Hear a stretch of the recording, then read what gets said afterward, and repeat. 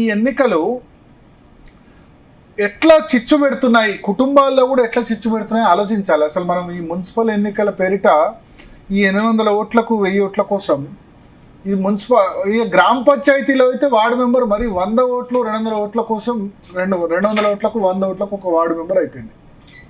ఓట్లకు ఒక వార్డు, 50 ఓట్లకు ఒక వార్డు అంటే ఇక ఆ ఇల్లు పక్కిల్లు లేకపోతే వాళ్ళ ఇంట్లోనే ఇద్దరు నిల్చోవాలి. ఇటువంటి పరిస్థితి వచ్చింది. సో మనం ఒకటి ఆలోచించాలి ఏంటంటే సిస్టమేటిక్ రిఫార్మ్స్, ఎలక్షన్ రిఫార్మ్స్ రావాల్సిన అవసరం ఉంది. విపరీతంగా డబ్బు ఖర్చు పెడుతున్నారు మున్సిపల్ ఎన్నికల్లో. ఈ ఎన్నికలు అయిన తర్వాత ఎంత శత్రుత్వాలు పెరుగుతాయేమో నాకు అనిపిస్తుంది ముఖ్యంగా సిరి. బట్ ఇప్పుడు అన్నదమ్ముల పిల్లలే లేకపోతే సొంత ఇంట్లోనే తల్లి కూతుర్లు కంటెస్ట్ చేస్తున్న పరిస్థితి, అన్నదమ్ములు పోటీ చేస్తున్న పరిస్థితి. రేపు ఎలక్షన్ అయిన తర్వాత ఎవరో ఒకళ్ళు గెలుస్తారు, ఇద్దరు గెలవరు, ఒకళ్ళ మొహాలు ఒకళ్ళు చూసుకోలేని పరిస్థితి వస్తుంది. సో అసలు ఇన్ని వార్డులు ఇన్ని మెంబర్సు అవసరమా? 50 ఓట్లకు వార్డు ఇన్ని అవసరమా ఇంతమంది?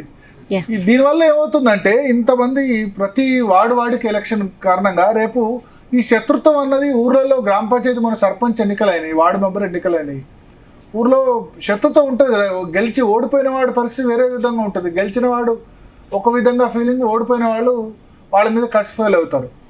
మొహాలు చూసుకోలేని పరిస్థితి వస్తుంది, ఒకరి మొహం ఒకరు చూసుకోలేని పరిస్థితి వస్తుంది. అంత దగ్గర చుట్టాలు బంధువులు కూడా ఇద్దరు నిల్చున్నప్పుడు ఎవరో ఒకళ్ళకి సపోర్ట్ చేయాలి. సో ఒకళ్ళకి ఓటేస్తే ఇంకోళ్ళకి కోపం, ఒకళ్ళకి ప్రచారం చేస్తే ఇంకోళ్ళకి కోపం, అంటే ఆటోమేటిక్గా దాన్ని తీసుకోరు కదా ఎదుటి వాళ్ళు. సో వాడికంటే నేను ఎక్కువనా నీకు, వాడికంటే నేను తక్కువనా అని తీసుకుంటారు. అసలు ఈ సిస్టమ్ మార్పు జరగాలి. నేను చెప్తుంది ఏంటంటే ఈ కౌన్సిలర్లు అంతా కలిసి మున్సిపల్ చైర్మన్ ఎన్నుకునే సిస్టంలో మార్పు రావాలి. డైరెక్ట్గా మున్సిపల్ చైర్మన్ ఎన్నిక ఓటింగ్ పెట్టాలి. 2006 వరకు ఇదే సిస్టమ్ ఉంది. డైరెక్ట్గా గ్రామ పంచాయతీ సర్పంచులు డైరెక్ట్గా మనం ఎన్నుకుంటున్నాం, కానీ మున్సిపల్ చైర్మన్ మాత్రం కౌన్సిలర్లు అందరినీ ఎలక్ట్ చేసుకోవాలి. దీనిలో ఎవరైతే మున్సిపల్ చైర్మన్ క్యాండిడేట్ ఉన్నాడో ఆ క్యాండిడేటు నువ్వు ఓడించేందుకు, మున్సిపల్ చైర్మన్ క్యాండిడేట్ను ఓడించేందుకు వాళ్ళ వార్డులో ఆపోజిట్ పార్టీలు వచ్చి లక్షల రూపాయలు ఖర్చు పెడుతున్నాయి. అంటే ఫస్ట్ కౌన్సిలర్ ఎలక్ట్ అయితే కదా మున్సిపల్ చైర్మన్ ఎందుకు. సో కౌన్సిలరే ఎలక్ట్ కాకుండా చేద్దామని 1000 ఓట్లు కదా, 1000 ఓటుకు కొన్ని చోట్ల అరతులం బంగారం ఇస్తున్నారట.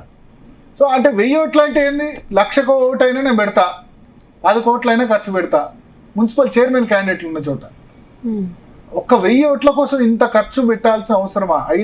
యావరేజ్గా 2-3 వేలు పలుకుతుంది ఓటు.